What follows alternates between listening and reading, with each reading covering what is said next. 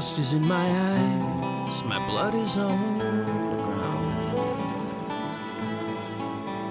Quiet little chuckle and the shuffling of the boots of the coward that shot me down. He turns toward the sunrise and I hear him softly say, I guess you've met your macho man as the colors fade to gray.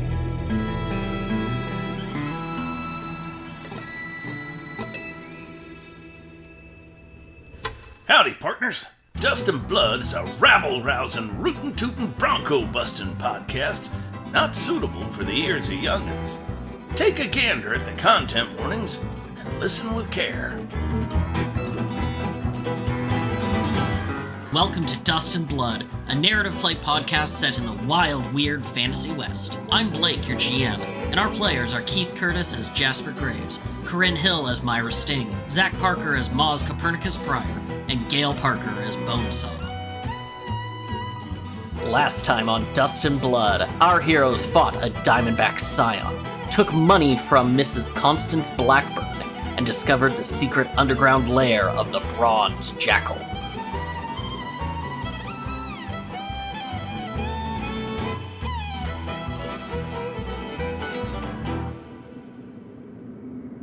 You all are in this large cave that you came down into, and it is filled with all sorts of weapons and armor, and you see along one wall is just this large conspiracy board, red string connecting different pieces, and on one of the tables in the center you see your friend Noral, the helmet of the Bronze Jackal, sitting next to her, holding the smoking gun in one hand. The other hand is actually holding her wrist up as if grabbing the gun away.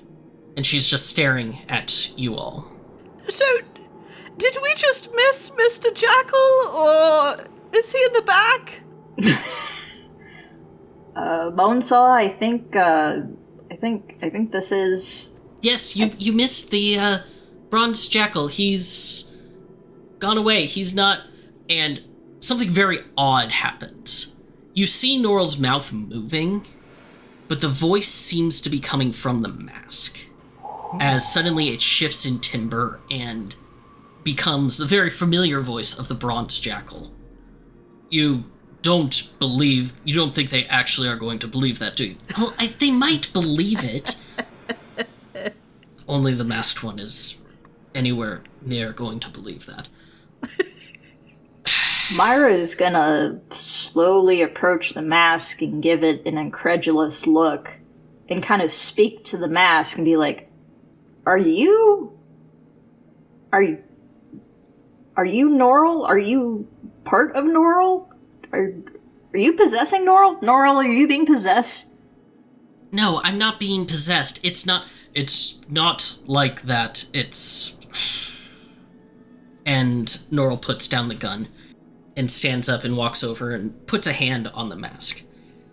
We have shall we say, I let him, he talks to me and we work together. It's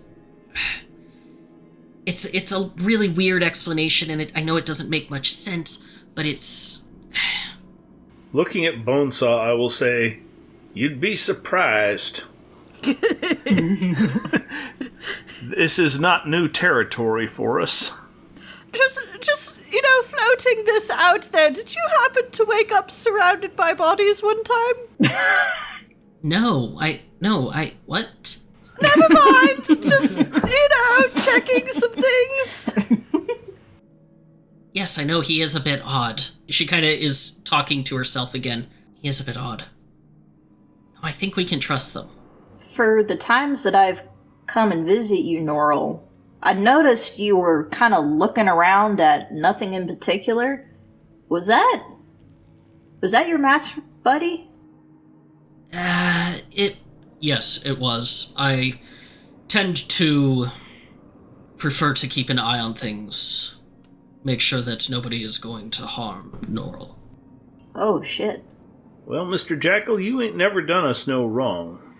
And as long as... Noral, are you okay with this? Yes, I asked for his help. After my husband died. I'm sorry to hear that. I think Moz is going to take a closer look at the spider's web on the wall and try and interpret what the Bronze Jackal or Noral are tracking, or what... I'm assuming there's some sort of conspiracy or person that they're pursuing. So Moz is just going to try and get a better understanding of what their end motive is. Okay. Give me a sense motive, straight intelligence, or wisdom check. It's not too hard. A perception check as well. Perception check was work best, probably, actually. 12. 12? Oof. It's not a hard DC. You can see that it has pinnings for several major companies. You see Diamondback Railroad, you see the Blackbird Cattle Company, you see Grimstone Mining. You also see all of your faces in sketch pinned up in one place or another. Most of them are pinned up under the Diamondback Railroad. Oh, okay. Myra's has a large red circle around it. That's a good sign. You see a sketch of Jessie Blackburn with a large X across it. Interesting. Basically, what you can tell is she seems to be tracking the movement of the various companies through the town, and less necessarily like a full-on conspiracy board, but more a figuring out who the big movers and shakers are and where the money is flowing to and from. Okay. Noral is sitting on the table still, and as she's holding the gun, she moves her hand across it, and it lengthens suddenly and changes into the sword that you've seen hanging on the wall. Well, how about that? Mighty neat trick. It was my husband's. He bought it off a traveling salesman. We were... I'm originally from Cumberland, and my husband, he was a geologist working with the Cumberland Mining Company. What happened to him? And once again, it's this weird, the voice is coming from the mask, but it's her mouth that's moving. He was warning the company about several major safety concerns that he had. In doing so, they tried to make life more difficult for him and sent him down into one of the mines. That was the day that there was an accident, a collapse. They got him killed. Yes. Since then, Noral asked for me to come and assist her in dealing with the companies that come in and use up people who try to take and take and take and do nothing and wring them out till they're nothing. And what's your stake in all this? What do you need Noral for? Noral provides... I provide a body, a voice for the power. We work together to some degree. To some degree, he is a part of what I'm doing. I truly don't know what... And the Bronze Jackal cuts in and cuts her off almost and says, "My stake is my own. Do not care to see those suffer, as I have not cared for it for the past several thousand years. Noral is my latest champion." How about that? Well, I certainly agree with your motives. 1,000 years, you say? More like 2,000, 3,000, I believe. I've lost count. It's been a long few millennia. What are you? I am a fraction of will, a fraction of energy, as best that I can tell. Were you ever a living, walking, talking, normal human type person? Or mortal type person? There's a bit of silence from the mask.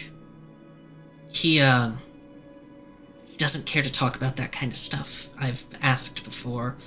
And how was it that you, how did you two meet? My husband always had a fascination with Egypt and the area. One time a traveling salesman came through and had this and points at the gun-turned sword, this Kopesh. And he bought it off the traveling salesman. There wasn't really anything that I knew about it, but those days after he died, I was distraught and I called out for anything that could help me take revenge, to deal with all of this. And he answered me. Now I work together. I travel where we need to go, and I help. I provide the funding, the movement around, the information aspect, and he gives me the strength to do what is necessary. Well, I certainly understand that motivation. And I can't rightly say that I'd do anything different. If the fraction of Will and Mrs. Potts would care to join us for dinner, there's gonna be a nice meal at my estate tonight, and y'all are certainly welcome at the table. Oh, that's quite kind. Thank you. I do not eat, but I appreciate the invitation. Noral kind of pushes the mask a little, like, shush. That's very sweet. We would be happy to accept the invitation. This is probably a bit obvious, but, please don't tell anyone about us. Not a word.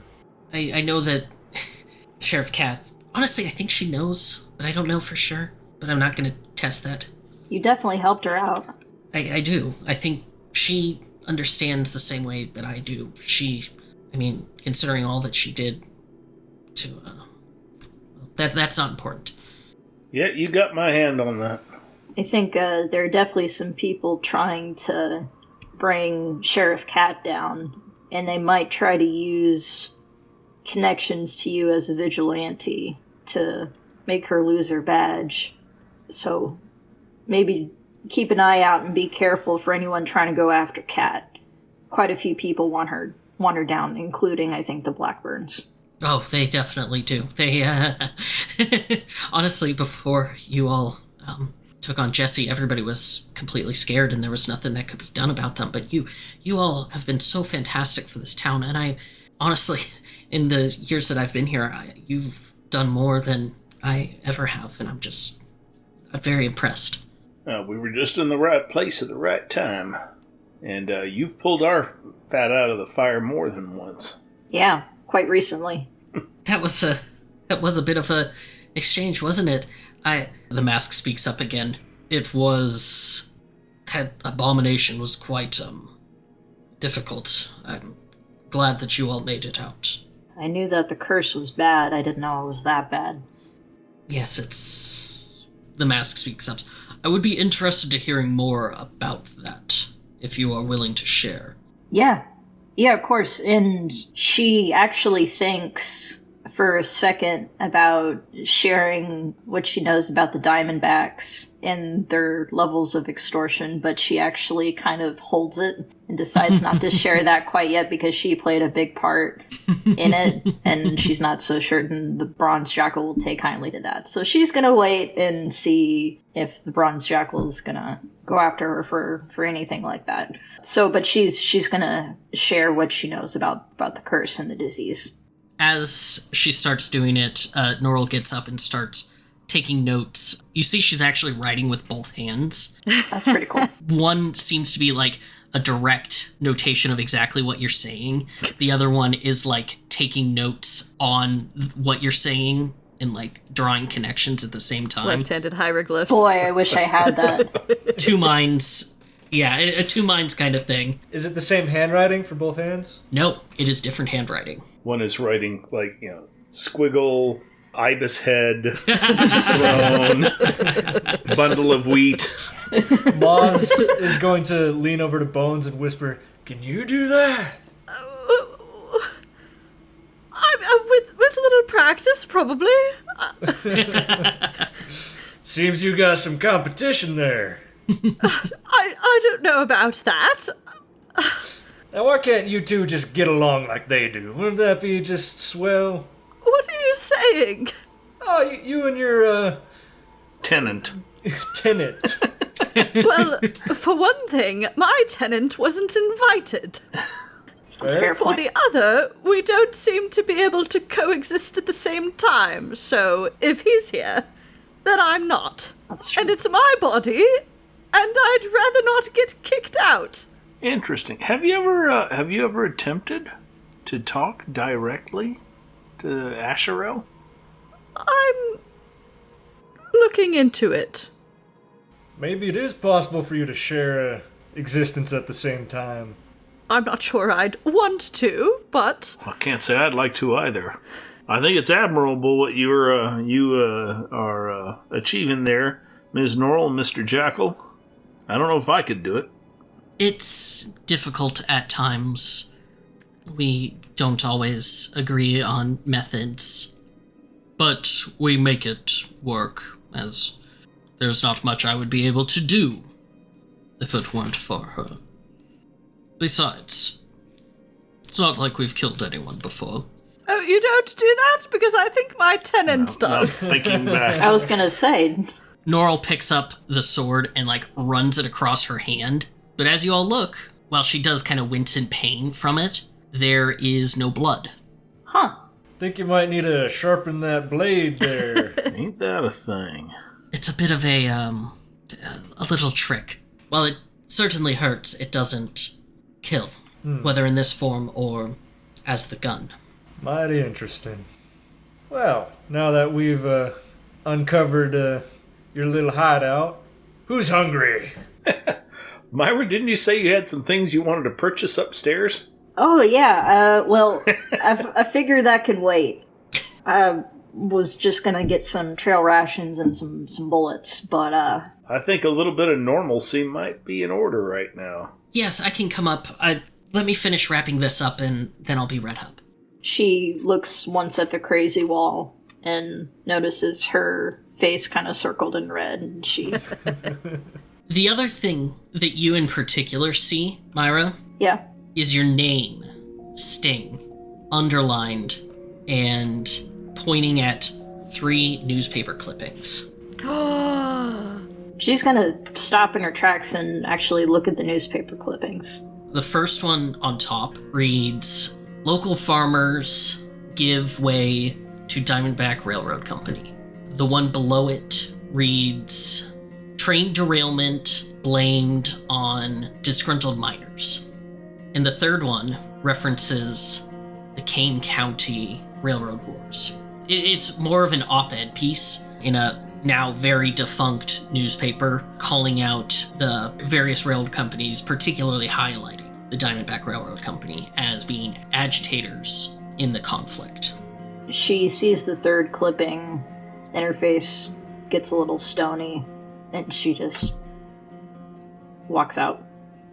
I think Bonesaw's distracted, offering, he says, "I'm out of magical healing, but I can still wrap wounds and things. Could I roll for treat wounds?" Yes, please do. With a 25, I beat the DC, and Noral should regain 4 hit points per level. Oh, fantastic. While that treatment is going on, and probably while Myra is reading through the newspaper clippings, Jasper would be remiss if he didn't automatically scan the board looking for any signs of a scorpion design. Yeah. Not that he thinks he'll find it here, but that's the sort of thing that... Roll perception. Alrighty, I will. 22. Underneath the Grimstone Mining Company, you see a listing that says known criminal associates. You don't really recognize most of the names. You see Billy LaFay on there. You see Flint Westmarch, but his name's crossed out. And then you see one that says Scorpion 7 ? And with that, you see a name. Marie-Francois Saint-Olin. Right, and this, I believe we were also given this name by the Kitsune that we met? Yes. And you recognize her, and you actually see her name is underlined several times. And a little, tacked note that says, "Still employed?" next to it. No other information other than that, eh? No, but you get the sense that at least Noral thinks that there is still an active connection between the Grimstone mining and your prey. All right, then. He almost reaches up and pulls the paper down, and then catches himself in the act. Consciously puts his hands behind his back. Oh. And then notices that Myra is, like, stony-faced and turning and slithering out. And he's going to go after Myra and check and make sure she's okay. I'll wait till we're up the ladder, though, because I have a feeling this might be something she doesn't want to say out loud. As we emerge up above, assuming that she does not just leave the store, I'm standing on the ladder, just leaning on the edge of the barrel. I'll say, Myra, you okay? Yeah, I'm fine, Jasper. I just worked for the Diamondbacks and not proud of it. And she's very much going to leave out everything else. Yeah, that board was a real eye-opener for a lot of things, I think. Yeah, a lot of good people got hurt. Alright, well, I do have to ask a slight favor of you, though. Yeah. Yeah, I'm not as bendable as I used to be. Can you help me out of this dang barrel?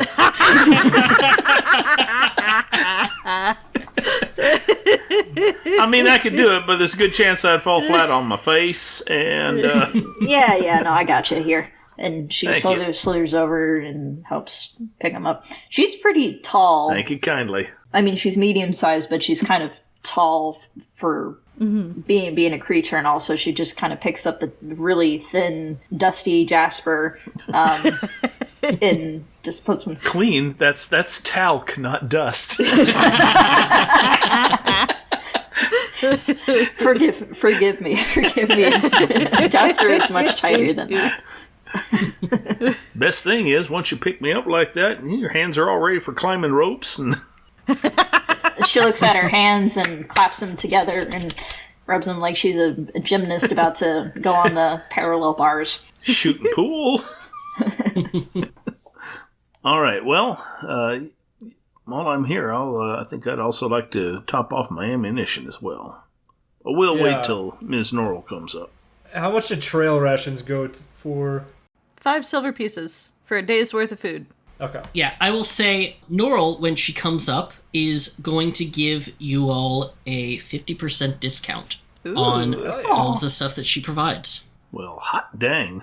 I will also pick up some rations then. I'm gonna buy some murder stones. Bullets. So you can get 4 rations for $1. Yes. Okay. I will do just that. I'll grab 12 then. All right. You notice that as she comes up, she's changed back into her kind of that flowing dress that you've seen her before, that's covering up all of the wounded areas. And honestly, like, if you didn't know that she had been in a big fucking battle earlier today and all of the stuff that you just learned, you wouldn't know. She seems to have left all of that downstairs as she comes up, and she's just, welcome, yes, let's get you all situated, we'll get you the money.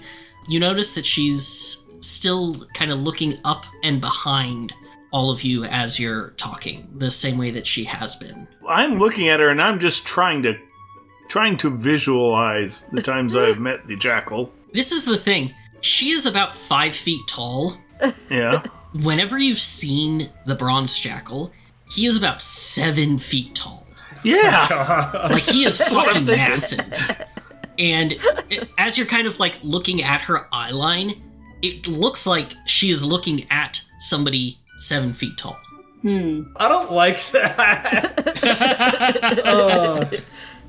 But I guess I did invite him to my house for dinner, so let's go.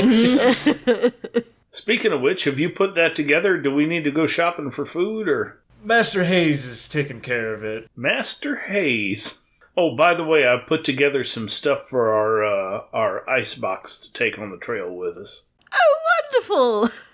Yeah. I got Stella to pin it down inside the wagon so it won't slide. Oh, excellent. Yeah, I'll arrange to have that delivered to the wagon before. Well, actually, are we taking the train from here? I'm taking the wagon on the train. You can do that? I've done it before. Really? Is it some sort of flat car type thing? Yes, they have a sort of flatbed, you strap it on, and... Sounds expensive. It's just a little bit more. Yeah, it can't be cheap, I wouldn't think. It's worth it to have my home with me. Yeah, we got all that Blackburn money burning a hole in our pocket. Maybe don't say that so loud next to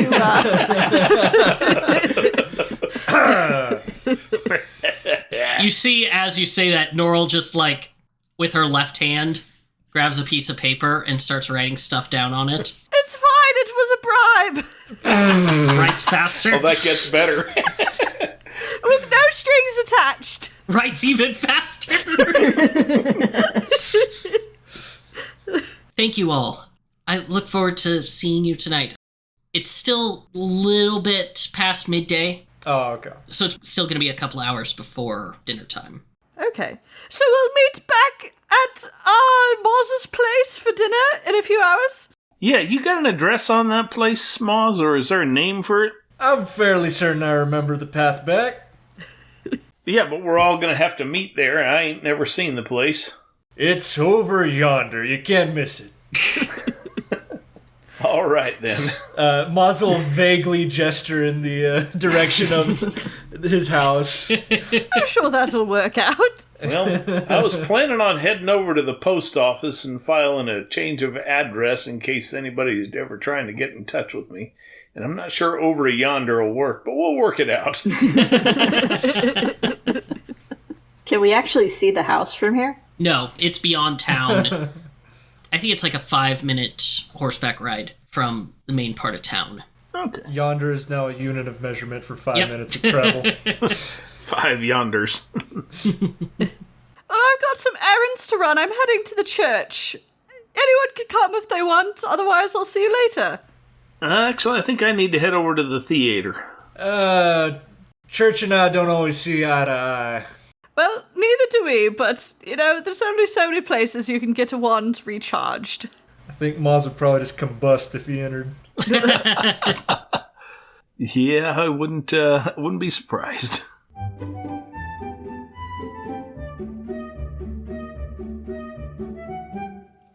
All right. We have Bonesaw going to the church. We have Jasper going to the Three Clops. Moz and Myra, where are y'all going? I don't really have a better idea. I'm just trying to get a long rest. Moz is tired, all right? We got our butt whooped. I will say, unless y'all are really stupid, I doubt that there are going to be any more fights before you all have a chance for a long rest. I guess Moz will go to the nearest bar and just drink until dinner. Okay. That would be Ellie's place around the corner. Wonderful. Yeah. Myra. Myra is going to be moody, and she's going to take some root beer bottles and go out, practice shooting. Okay. I'm looking. I don't see Moody under the conditions on the character. She has it. Don't you worry, she has it.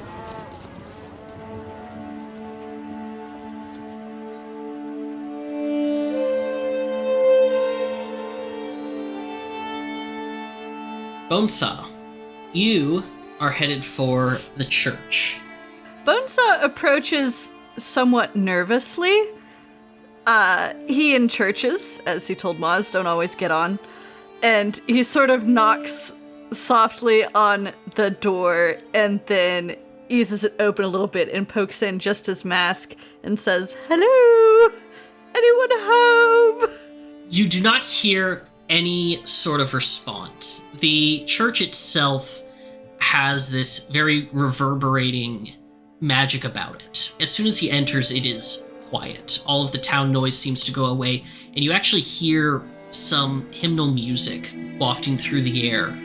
He does not see anybody else until he looks at the main altar area, where he sees Duke Van Horn there with a woman wearing this long black dress, carrying a very large book, very old woman, gaunt cheeks, high white collar, wearing a black head covering, and they appear to be in a discussion.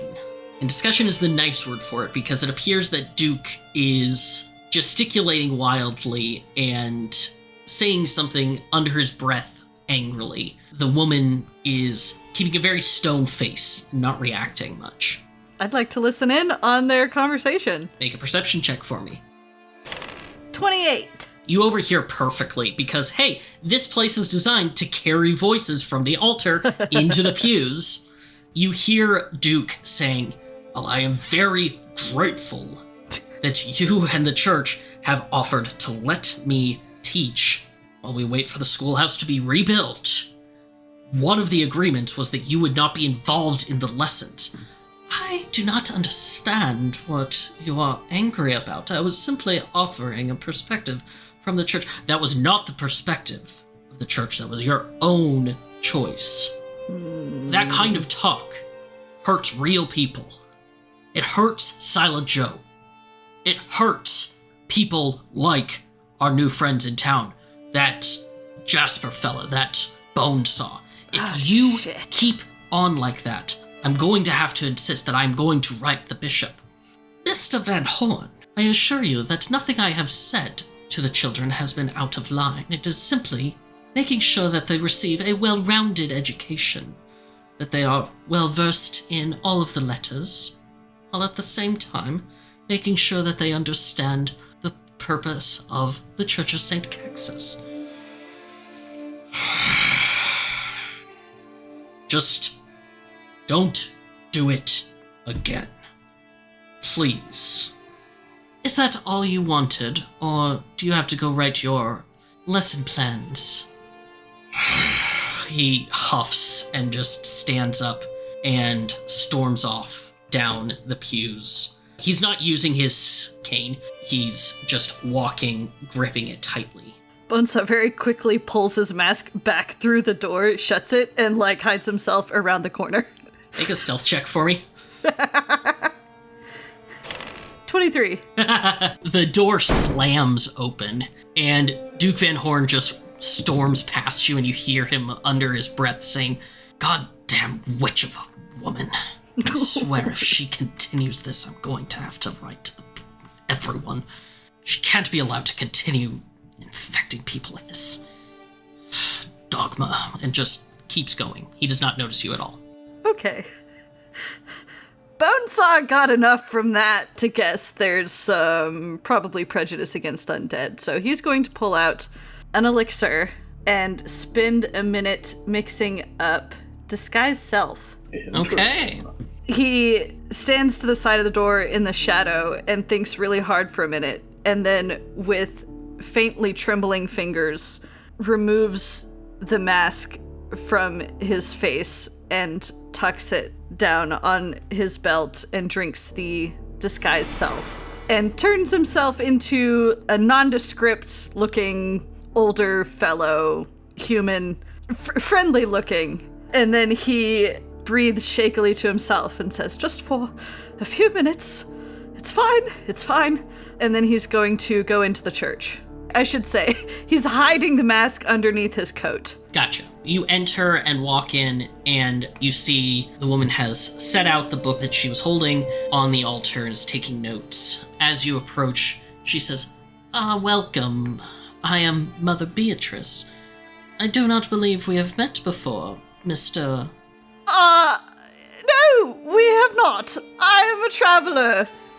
Mr. Arthur. Mr. Arthur, please make a disguise check for me. You get a +10 to that. 25. You're disguised as a different race, so that's -2. Let me roll her check. She smiles. "All are welcome in the house of St. Caxus. Please approach." Bonesaw approaches. "Is there anything I can do for you, my son?"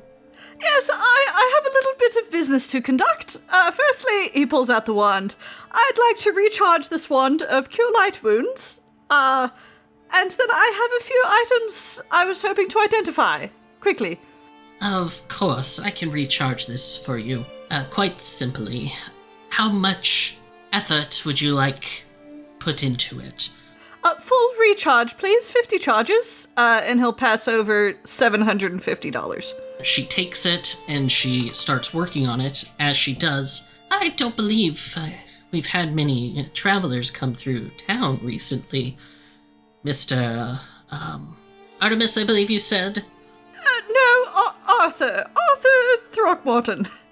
Oh, my apologies. My mind is not what it used to be. Mr. Arthur Throckmorton.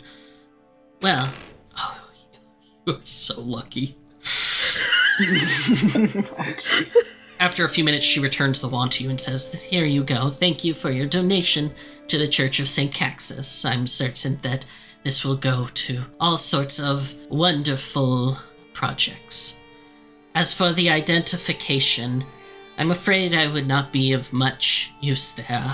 While I am well versed in the ways of the word of St. Caxus and have his energies flow through me, I am not one for that arcane sort of craft." Oh, well, too bad. All right, I've got to go. Goodbye. Just one moment. I do have... Would you mind would you care to pray at our new altar? We have just installed it. It is quite lovely. Cost us quite a few dollars, about $1,000. Bonesaw's eyes are darting around. He's starting to, visibly sweat on the side of his face. He says, that sounds just lovely, but maybe for another time. Oh, are you going to be in town for long? Oh, no, just passing through. Oh, well, that is a shame. We are always looking for new friendly faces in town. Yes, I'm sure you are. Goodbye. Take care, and may the blessings of St. Caxus be with you. Mm-hmm. Yes. Bonesaw flees down the center of the church, slams the door open, slams the door shut, and then puts his mask back on immediately. What an odd duck. Well...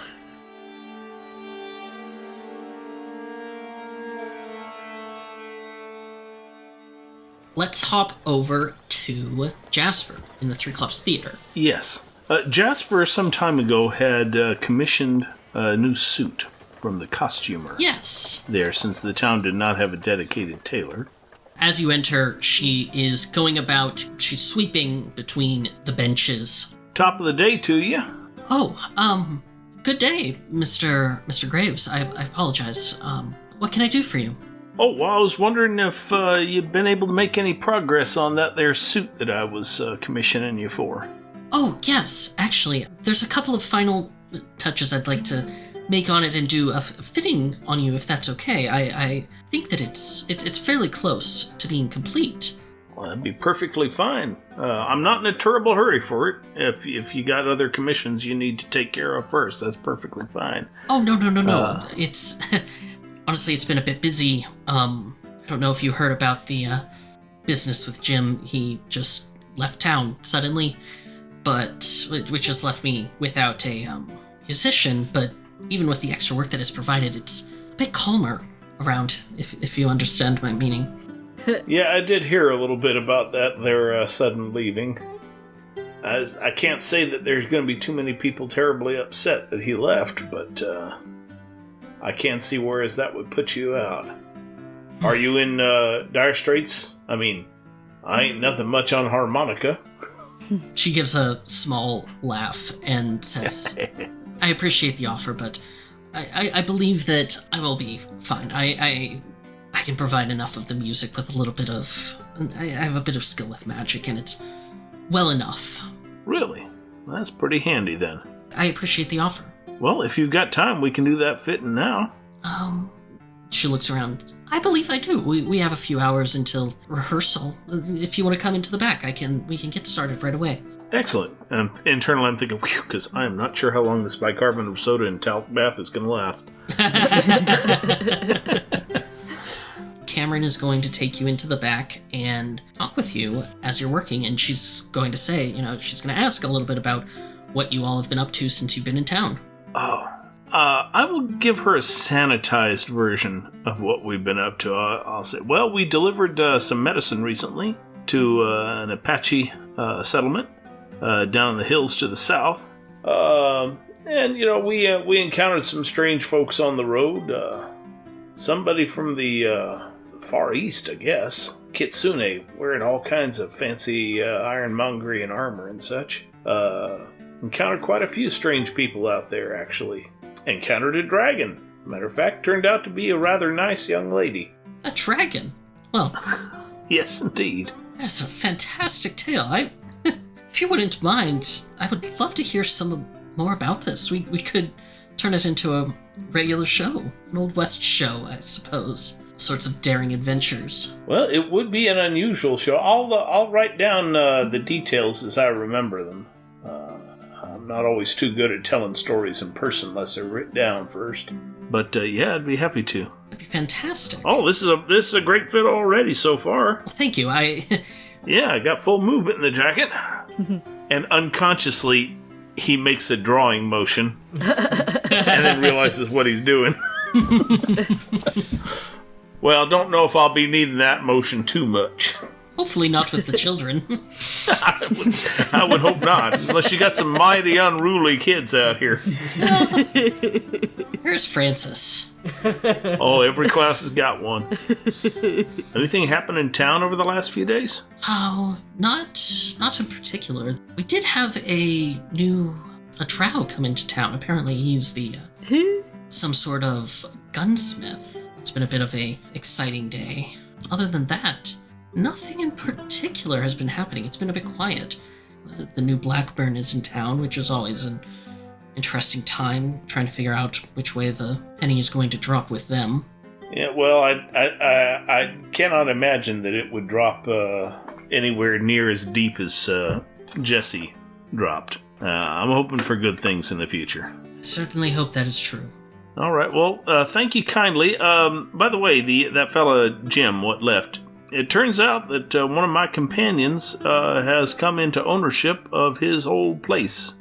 Do you happen to know the address of that establishment? I'm going to be staying there for a while. I'm going to need to change my postal delivery name there.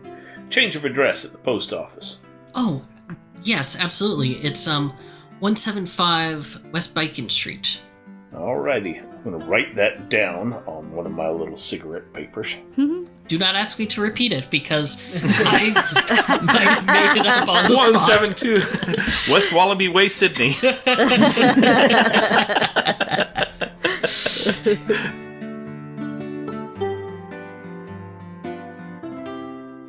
All right, well, she's going to have to make some adjustments on the suit, so I'll thank her kindly, and on my way out of town, I will stop at the post office. And just in case I ever get any mail, anyone's ever looking for me, there's an address where something can be sent. And if you cannot trust the United States Postal Service for their discretion, who can you trust? Terry Roberts, the other centaur in town, nods and takes the address. Says, absolutely, Mr. Graves. I will mark that down. I forgot about Terry. Terry the Intimidated. Now, I believe I have a letter for you. For me? Yes, it came in the special delivery. Well, yeah, hand it on over. I have no idea who'd write to me. Most folks I know are either here in town or dead. Give me a sense motive check. Okay. Sense motive. 16. You see from this look in his eyes when you say that, he knows that as he hands you the letter. Oh. Interesting. I look at the letter. What is it? What do I see? What to my wondering eyes does appear?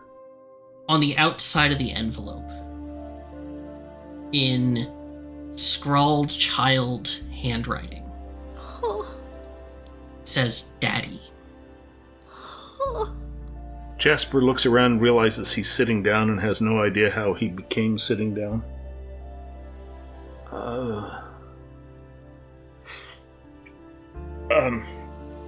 Can you open this, please? I'm afraid I might tear it. Terry takes the letter and opens it up.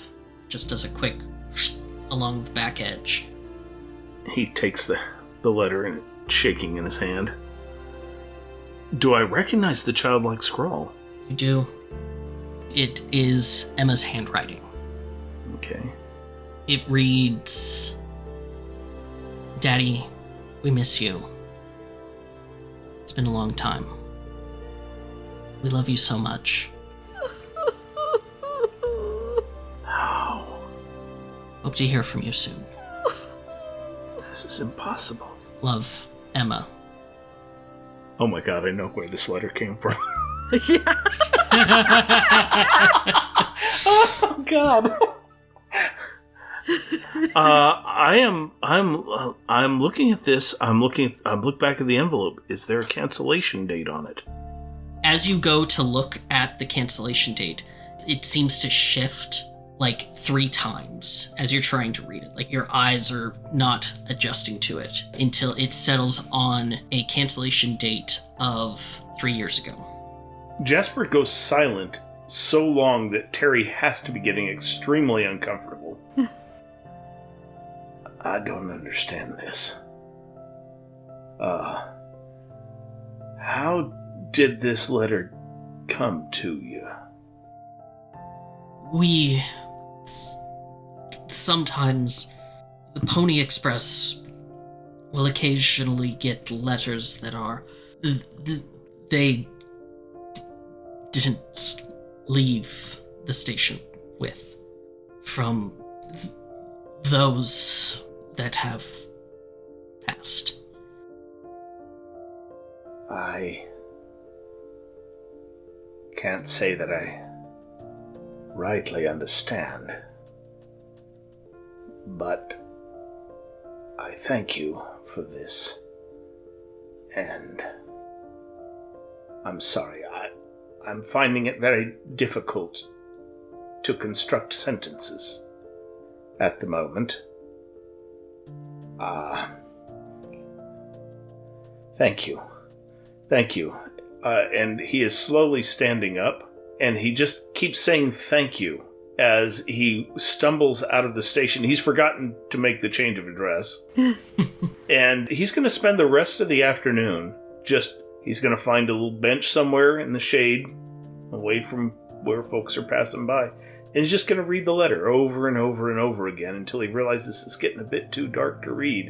And he's going to carefully put it into his vest pocket and going to slowly walk out to where Moz gave him directions to go to. And he's walking like he's in a fog, as if he's looking at things that can't really be seen. And every once in a while, as he's walking, he reaches up to make sure the letter is actually real and still in there, until he gets to the house.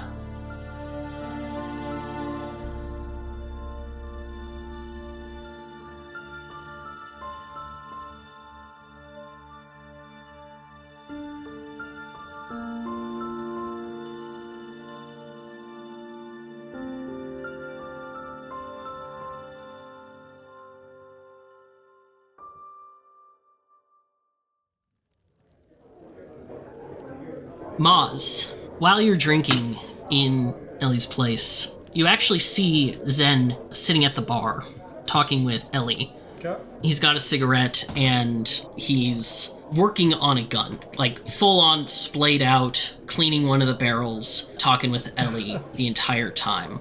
Now, see, that's the thing. You want to make sure that whoever you're going to talk to is actually skilled. The first person I went to gave me a belt that did absolutely nothing. You want to tell them that you're a friend of a French spy. That'll tip them off. There's magical solutions. I personally went with the surgery option for the top.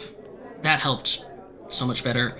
Albuquerque has a couple of good places. If you talk to Marion in Albuquerque, he could get you all squared away. He does the best clothes for all of it. Are you looking at staying Gender neutral? Are you transitioning fully? No, I'm saying gender neutral. Oh, yeah, I get that. This is the whole conversation that they're having going on. And as Moz, you're finishing up your drinking, I think that'll actually be about the same time that Bonesaw, you have some stuff you have to do at Arcanium Industries as well, correct? Yes. Yeah, Moz, as you're heading over to Arcanium Industries, you see Bonesaw coming in your direction. Hey, Bones. Hello, Anna. Moz. Hello. Good to see you. You getting everything looked at that you needed to? I'm working on it. Moz, you probably noticed that the ears sticking out are not his normal, green pointed ones, but they're human ears, and they are not green. I think Moz, upon noticing this, will actually go very tense, and his hand will hover around his fiddle. Bones? Yes? You still with me? What? I'd seen you've been playing too many tricks. I think Moz will relax a little, but he's just having a lot of flashbacks to the time that the Kitsune Vic. beat the shit out of the entire party using Bonesaw's get-up. Bonesaw claps a hand over both his human ears and says, "Oh, sorry, it hasn't worn off yet. I just needed to talk to a sort of undead, prejudiced person to get some things done and didn't want to be recognized." Fair enough. Have you shopped here before? I haven't been to this location. This is actually my second visit. Gave me a little pardon gift last I was here, and see if I've won some good favor with him. Oh, that's lovely. Might be able to get a discount. Bonesaw will push open the door. There's a little ding, ding, ding, ding, ding bell as you enter, and you see Caden Garrett sitting in the back. He's a dark-skinned half-elf with dark black hair pulled back in some dreadlocks, wearing the usual colors of Arcanium Industries, this white robe over blue. As you enter, he stands up and says, welcome to Arcanium Industries. Welcome back, Mr. Moz. Good to see you. You catch a little bit of tenseness in his voice. Well, I'm in the market for a pair of gloves. Fingerless, if you got them. Hate to mess up my good fiddle-playing magic. Yes, we have several different types of gloves. If you'd like to take a look right over here. And you hear another voice come out from one of the back rooms. It says, Now, Caden, you need to be bright and chipper the entire time. Go, show them. Show them everything. Help them try it on. Give them that real customer service. And this half-orc woman comes out, hair pulled back in a tight, neat bun. She has a smile on her face, stretched a mile. You notice that the typical half-orc tusks, she has filed them down, so it doesn't look like she has any tusks. She just looks like she just has a straight-across smile. Wearing a fancier Arcanium Industries outfit, carrying a book. Hello and welcome to Arcanium Industries. How may we help you today? Actually, I want to talk to the less creepy one, thanks. She continues to give you a smile. See, Caden, you just need to give them a little bit of pep and they will come flocking to you. No, I meant him. I want to talk to him. You're a bit much. She gives you this hard glare while still smiling and says, very well. If you need anything or if Mr. Caden does not give you everything that you need, just ask for Ruse Little and I will be happy to assist you. And she steps into the corner and just watches the entire conversation that you all have.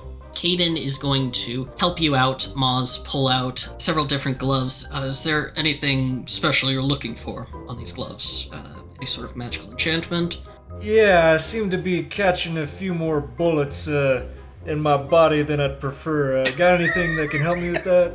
Oh, have I got something for you? And he goes into the back and pulls out. Why don't you describe the new gloves that you're about to buy? The gloves of arrow snaring? Please and thank you. Some nice black wool gloves that fingerless, but cover up enough of the hand and leave the fingers free. But twice per day, get to catch a bullet or a similar arrow or thrown object, as Moz seems to have an affinity for finding them in his bodice. Okay. Very cool. So I misread that. I'm confused. I'm not sure if it's 2,000 or 4,000 gold. 2,000 might be the crafting price. Yeah, 2,000 would be the crafting price. I have craft wondrous item as a feat. Can I just buy the supplies to make it myself? It will take time for you to craft them yourself. That works fine by me. Caden looks over at Ruse and says, I am sorry, sir, but we must be firm on the price so that we can provide best level of service. Now, Caden, do it with a smile. He puts on the fakest smile. The fairest advantage to everyone. They certainly won't be in the back room just gathering dust. He sighs and puts them down. Is there anything else that I can do for you?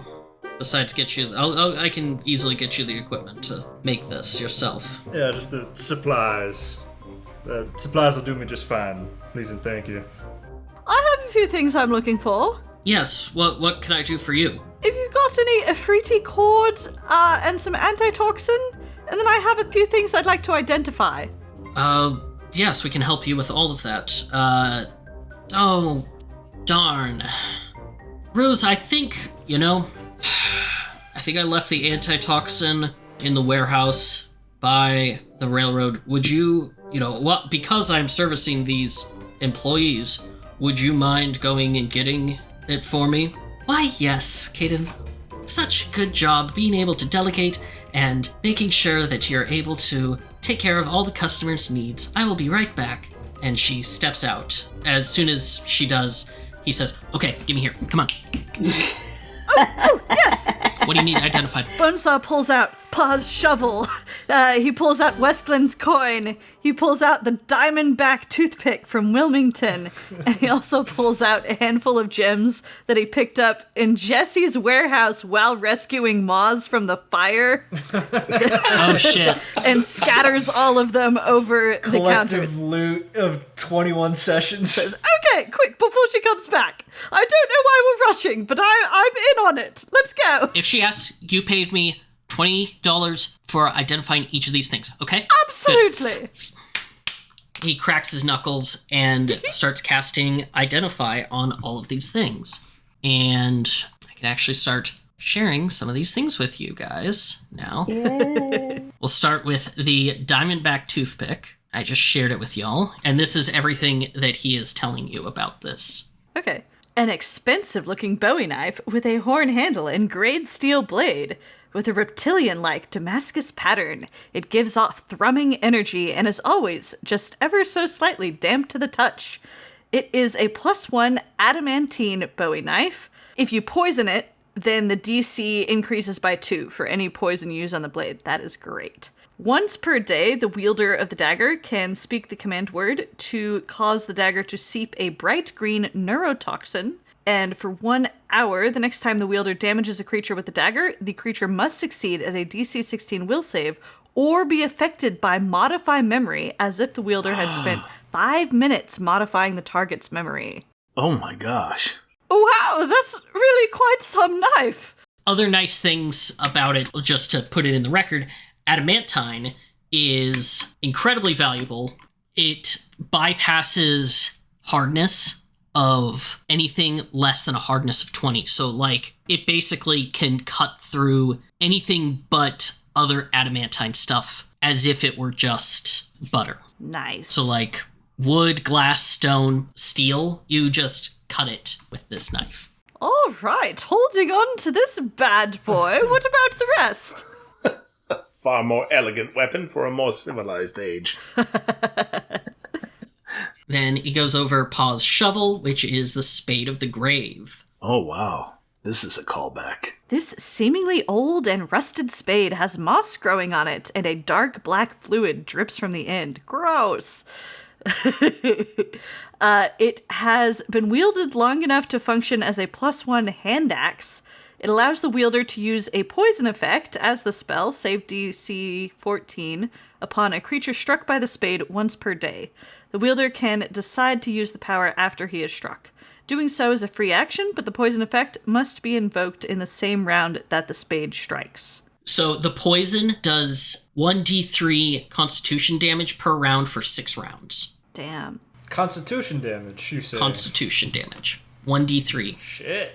That's pretty nice. Any chance any of these magical effects could be transferred from one weapon to another? In fact, they could. Oh. And Cadence says, specifically when you ask this, I'm not supposed to, but...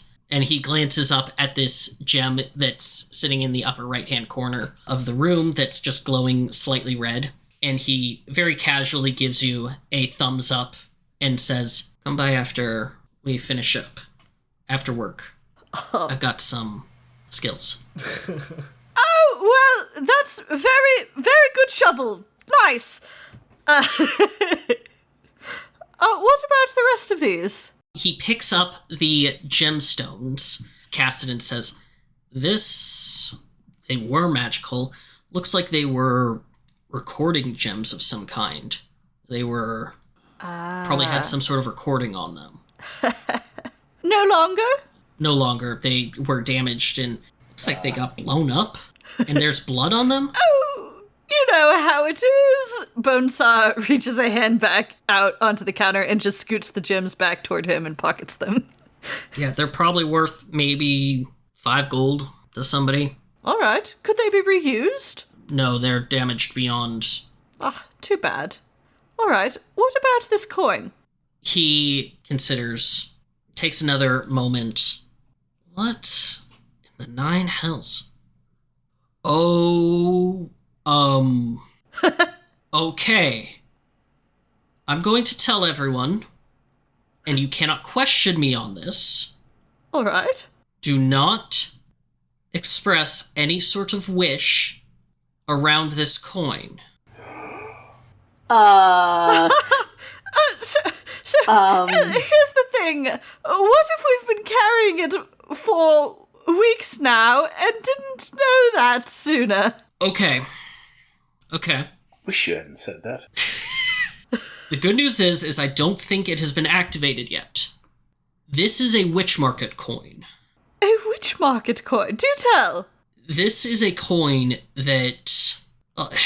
it looks like it's been modified. So it might not work as a witch market coin.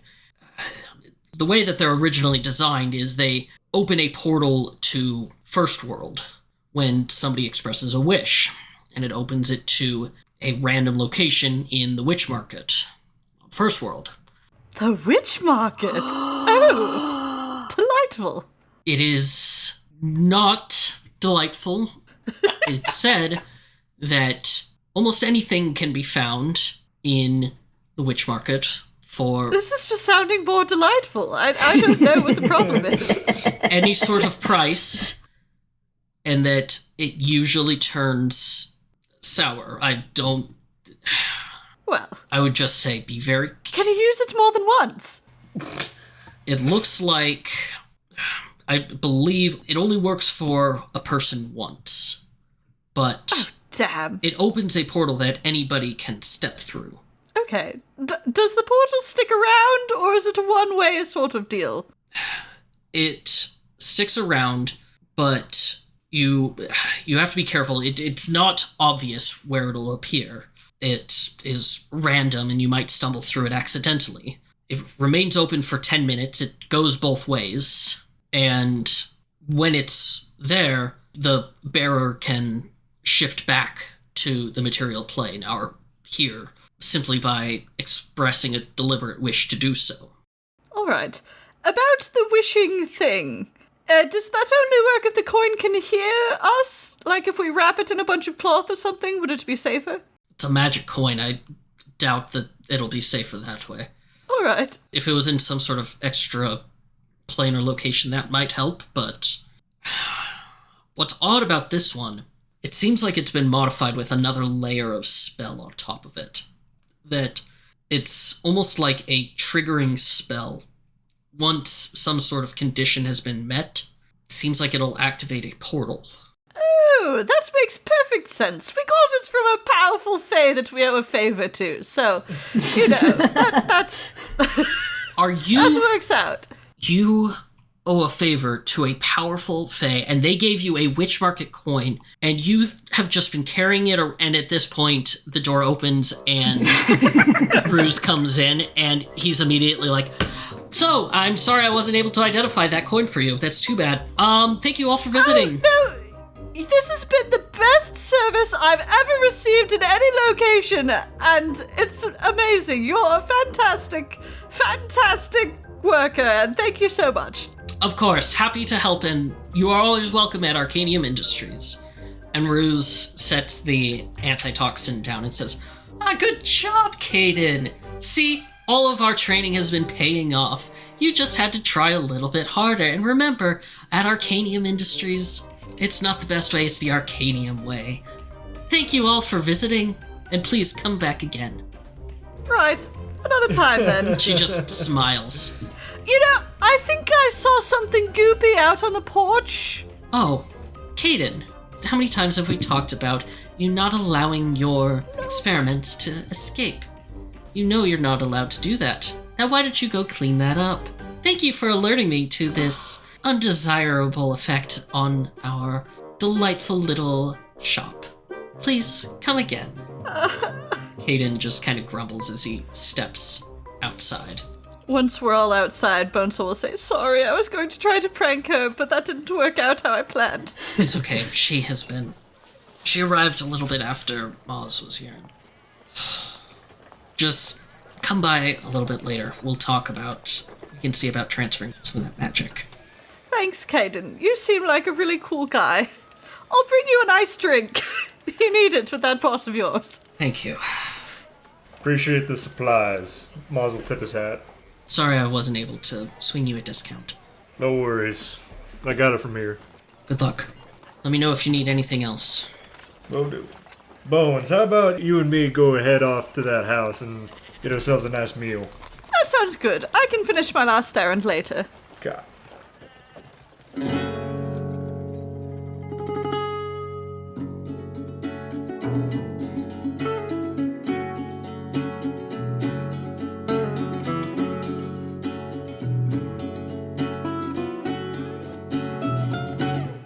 Myra.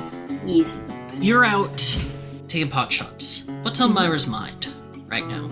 She's kind of reflecting back on a bit of her past when she and her dad had a disagreement about how things were being conducted, and she remembers that argument between them, and she remembers a lot of anger, a lot of disappointment, and a lot of realizing that her dad was not who she kind of made him out to be.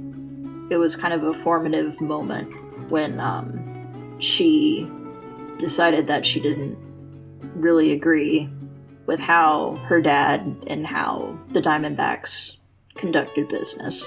And there's a lot of guilt there as well, because it was only until at that moment when she decided to see that ugly truth.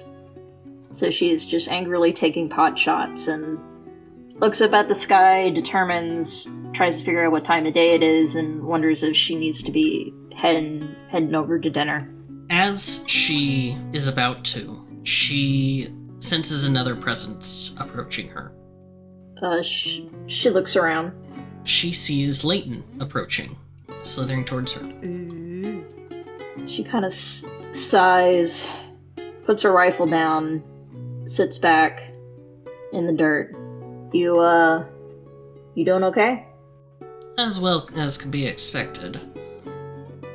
I appreciate your discretion earlier, talking with Sheriff Cat.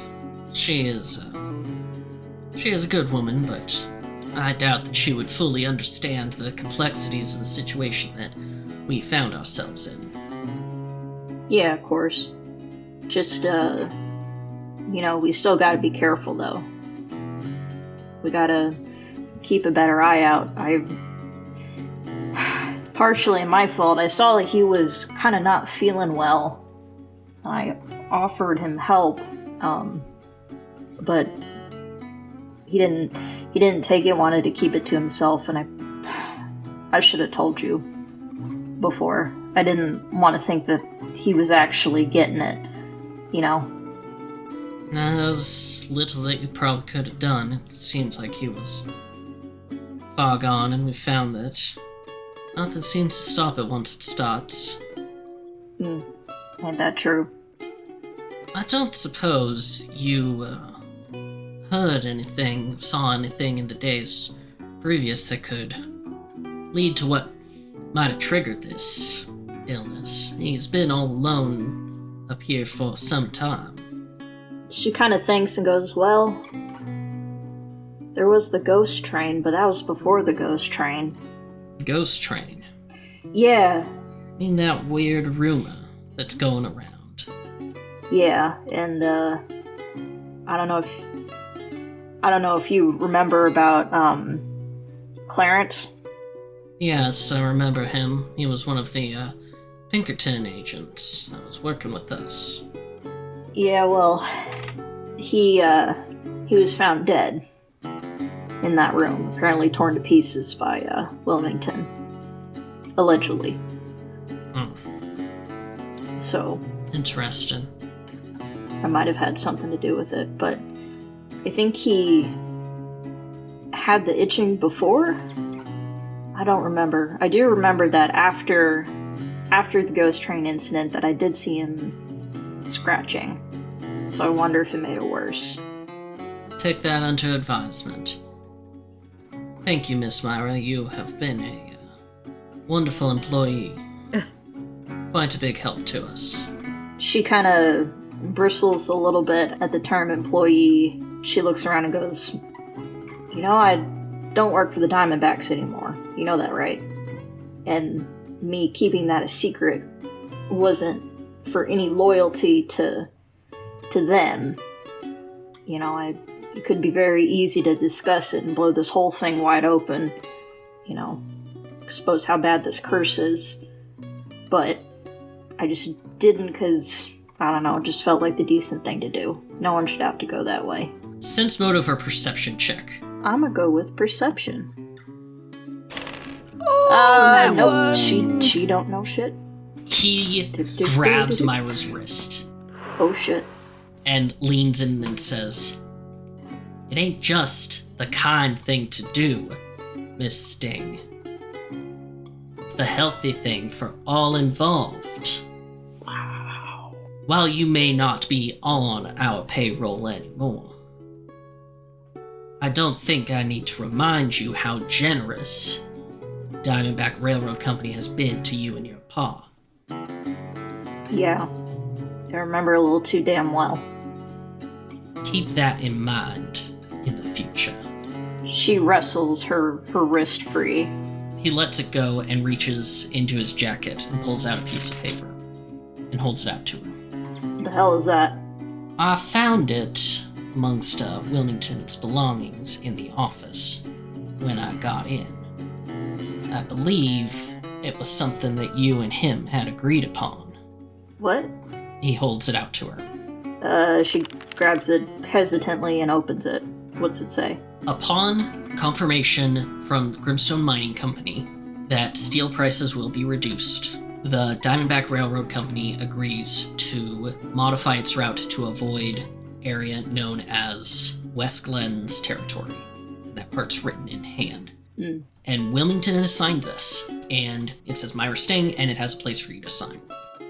She looks at Layton, says, "So, What about this? We had a deal. Sign it, and while it has been unfortunate and he was not authorized to make a deal such as this, I would be remiss to turn my back on such a good employee. I am not your employee. Sign the paper, Miss Sting. We'll be done. Your little pathway will be moved as you requested.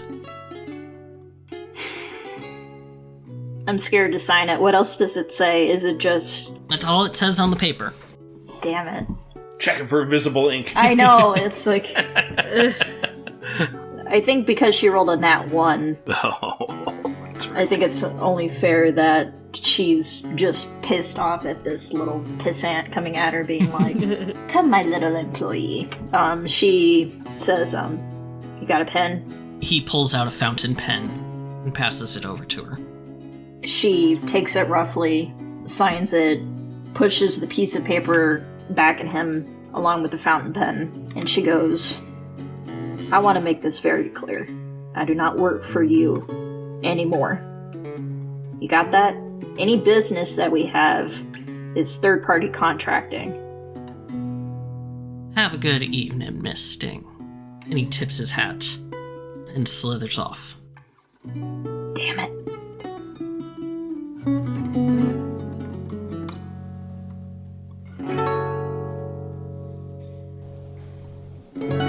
Bonesaw. Yes. As you and Moz are walking back, the sun's starting to get a little bit lower in the sky. You feel the coin, the Witch Market coin, begin to vibrate. Bonesaw starts patting down all of his pockets. I don't think I left anything live in here. Goiter, did you?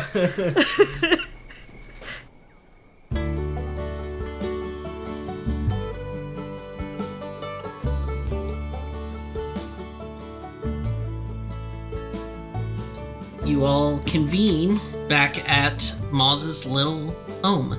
Oh. Little home in the desert. As you all variously make your way in, Logan Hayes, who, just as a reminder, is this red-skinned tiefling with long hair pulled back, very casual work clothes, one horn broken off and slightly shorter than the other, a couple of scars. He is currently working over an open fire, and the smell of cooking meat is wafting through. He appears to be making like a full dinner of roast beef platter. Ooh. Nice. Noral shows up about 10 minutes after you all have arrived, just dressed in her normal clothes, smiley as ever. Well, what do you got for us, Master Hayes? Well, I made a roast beef for all of you. Big old 10 pound, should be enough for all of us. Made some scalloped potatoes. Made sure that they were nice and a neat bit cooked the way I like them. Also did some cauliflower fritters and some spinach with an egg sauce. Well, looks Wow. and smells delicious. Delightful. Tuck in.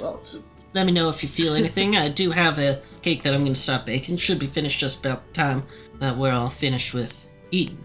Ooh, I like it here a lot. This is definitely a nice change of pace for sure. Moz, I notice you have a couple of guest rooms. 3 of them. Yeah. How about that, Bones? Y'all are more than welcome to stay here and keep me and Mr. Hayes company, rather than holding up at that bordello downtown. Might save you guys a couple pennies here and there whenever we're in town. Oh, I haven't had my own room since I was quite small. It will be nice to have a place where you can hang your hat. Yes, indeed. This meal is delicious. Thank you kindly. Or stuffing her face with the cauliflower fritters. It's really good. Thank you. Well, it certainly is an improvement on beans and trail rations. Not much of the way Jasper makes them, but still nice. Logan gives a little bit of a laugh and says, in the future, if we know we're going to be having a party, I can have some of the local cattle brought in rather than having to go into town and buy it. But You did excellent work with what you got, Master Hayes. Thank you kindly. He is poking at some of the food as well. Staying by the fire, kind of checking the little cake that he has cooking. Noral is sitting politely and eating almost fancy, like she's cutting the meat fully and eating it. This is absolutely delicious. Thank you so much for inviting me. Of course. Well, you're a valued member of our team. Thank you. It's nice to be a part of a team. Bonesaw pushes his mask up a little bit to shovel scalloped potatoes inside and says, mouth half full, Jasper, where did you learn to speak Apache? You know, I've been thinking on that quite a bit lately. And, I've come to some conclusions. I've had my eyes opened today to some new truths. It's not really good dinner conversation, but perhaps later by the fire or out on the porch. I'd like to tell you a little story that I think is very important. Well, I'm sorry, that sounded rather ominous. No, by all means, set the tone. I'm very excited. Well, perhaps in lighter news, did you ever manage to translate that letter? Yes, as a matter of fact, I did. I had it about half done, and then the decoder ring we found made the rest of the task simple, just a bit time-consuming. Hold on. And he starts to reach into one pocket, then stops himself and reaches into another one. He pulls out the old piece of paper that we found on the trail. It says, Sergeant Whitman, your service record has been exemplary, and I see fit to expand your duties. Once you have completed your current assignment, report to me at Fort Union. I believe your skills would be useful to me and the cause that I champion. Others will not understand this, and would see it as sedition. But we do what we must for our nation and for all of humanity. Treat this with the utmost discretion. Yours, Major General USV George Armstrong Custer, 1st U.S. Bison Soldier Regiment, Fort Union, New Mexico Territory. And he'll toss it onto the table. I'm not sure what to make of that. I'm not sure what a Major General would do that might be seen as sedition and require discretion. But it appears that whatever these orders might have been were not enacted upon, but perished there at the hands of the mimics in the desert. I suppose what I'm concerned about... the decoder ring had Dixon's name, didn't it? Yes, but this was addressed to a Sergeant Whitman. I guess I'm just... That is confusing, isn't it? Perhaps this letter was intercepted by Dixon. I'm worried there might be some sort of larger organization associated with him. Scary enough. One man, but the idea of others who might think like him is concerning. Yes, but it might be a bit above our pay grade, so to speak. If it is a secret that has died, I suppose it's best it were buried with us. But it might be good to hang on to for future need, if such need arises. Unless you have some insight into this, it's a bit of a mystery to me. We need to poke around Fort Union to find out more. Is George Armstrong Custer a known public individual to us at this point?